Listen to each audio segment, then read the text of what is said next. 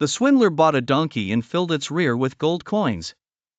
He took the donkey to the market, where it brayed and the coins fell out, attracting a crowd around the swindler, who claimed that the donkey was dropping coins when it brayed. Negotiations began for the purchase of the donkey, and the chief merchant bought it for a large sum, but he discovered after a few hours that he had been deceived. The merchants went to the swindler's house, but his wife told them he was not home.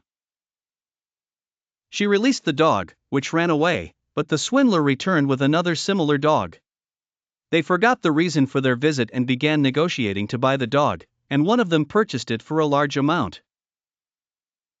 When the wife released it, they could no longer see it.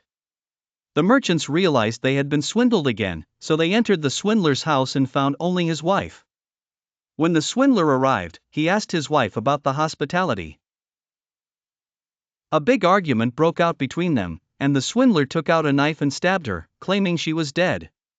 He then took out a flute and played it, which made her spring up energetically to prepare coffee for the astonished men.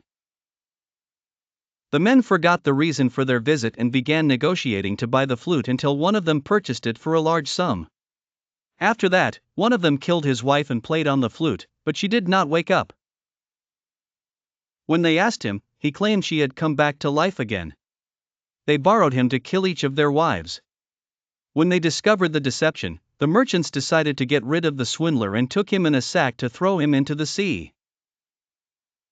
While they were resting and had fallen asleep, the swindler shouted from inside the sack. A shepherd passing by asked him why. The swindler convinced him that they wanted to marry him to the chief merchant's daughter and asked him to take his place in the sack. The shepherd entered the sack while the swindler took his sheep and returned to the city. When the merchants woke up, they threw the sack into the sea and returned relieved. But they found the swindler in front of them with 300 heads of sheep. He told them that a mermaid had saved him and given him gold and sheep.